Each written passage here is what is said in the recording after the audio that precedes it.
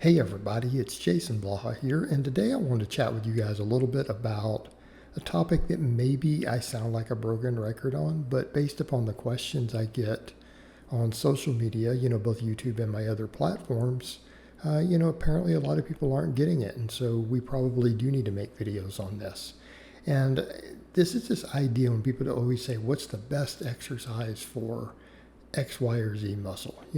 What's the best exercise? And you have YouTubers and people who make articles and everything where this is their clickbait titles, to get you to click on their stuff looking for the best exercise. Well, the reality is there is no such thing. And the very idea of it shows that the person discussing it really doesn't understand programming on an advanced level in any way.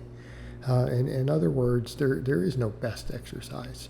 There are things that could be pretty close, but even then, you have to question, would that be the only thing you ever do for a muscle?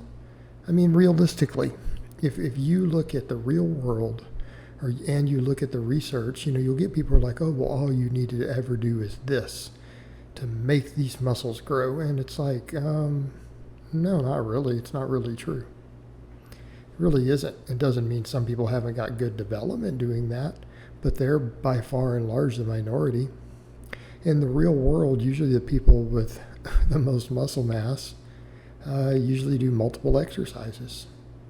They do multiple different exercises for a muscle. Not necessarily always in the same day, but throughout different training cycles or phases, they absolutely do. And what's the research show? This is something I routinely point out. There have been studies looking at this that found that usually the best exercise you could do for any muscle is two different exercises. In other words, almost every exercise for a muscle, even a relatively uncomplex muscle like the bicep, is so absurdly not complex that it's laughable how much people put effort into thinking about that. It is so uncomplicated compared to all the other muscles of the upper body, lats, pecs, triceps, delts, even traps. It has less functions, less heads, less insertions than all of those muscles. Yet even then, the biceps would probably benefit from a couple different movements. Now, do I always mean curls? No. I mean, one of those could be a chin-up or a pull-up or a row in some type of curl, or it could be chin-ups and rows, or whatever. But the point is, it would benefit. And it's because usually when you look at any one exercise, any good exercise, at least relative to one head of a muscle, because something like a delt, what works the front delts may not work the posterior delts, and what works the posterior delt may not work the anterior delt, at least enough to get it to grow. It still might work it, just not enough to stimulate adaptation.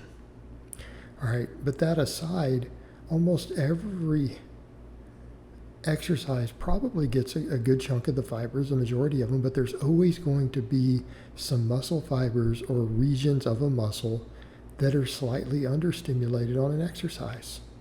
I mean, even the bench press, which actually works the entire chest quite well, it doesn't work the upper chest quite as well as an incline or even a close grip bench does.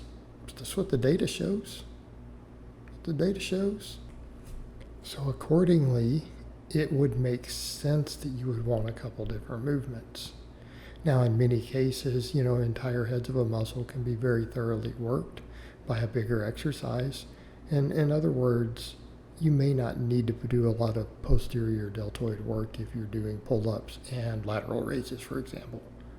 Because again, both of those hit it. And they're quite different movements, but you'd have to look at the total volume of what's happening there. Doesn't mean you couldn't do some rear delt flies. But the point is, you can look at these things and say, okay, well, if I really want this muscle to grow, I should probably hit it from a couple different angles. So maybe you're talking about your chest. Maybe you should do some flat work and some incline work if you want your chest as big as possible. Keeping in mind, I run a strength and conditioning channel here. I don't care about bodybuilding, but we care about hypertrophy. Maximizing muscle growth is part of powerlifting and strength sports, just as much as it is bodybuilding, right? Powerlifters are just as big, if not bigger, than bodybuilders. Okay? But that's not what defines a bodybuilder, is it? Muscle mass is a requirement for both to be to be the best. So, we care about hypertrophy, care about it a lot. It should be our main focus. But that aside, we need these multiple angles. We need them to ensure muscle growth. Now, here's the other thing. We come over to the other thing with the best exercise. Even if you found a best exercise, you think you're just going to do it continually, nonstop, you're eventually going to have overuse issues. You're going to have to change something. Because if we repeatedly hit just the same exercise with no variation over and over and over, long term, sure, we could argue about adaptation, but I think that only matters on the neurological side as far as maximum strength or force exertion goes, not so much for hypertrophy. But what does happen is overuse injuries. So even if you found the best exercise and you have found one exercise that could completely work every single muscle fiber thoroughly in that muscle, it's not like you can do just that exercise indefinitely. You will eventually start having tendons and get inflamed.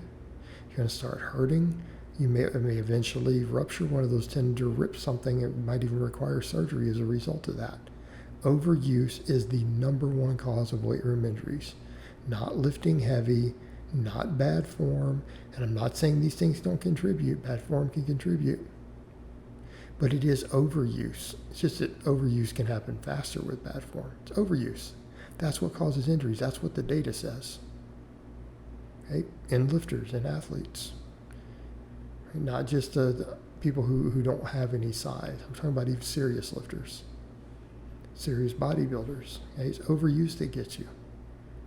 So you see the problem with this best exercise thing? Even if you found it, it's not like you can only do that one movement. You will eventually risk getting hurt. Some movements will cause it faster than others. It's something I point out often too. Certain movements, exercises will be more prone to overuse than others, particularly maybe in certain tendons and insertions. So we can't use them as long before we rotate them or we start getting serious inflammation.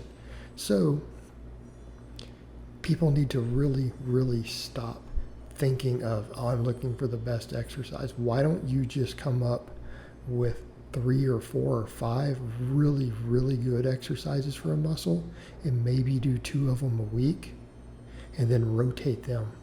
Rotate them as soon as anything starts to get inflamed or hurt. As soon as that happens, rotate those movements to some of the others. Let's say you have 4 or 5. Well, you have 2 or 3 others to pick from to rotate out, that you could pick from to remove one of the ones that you're doing. That would be a wiser strategy.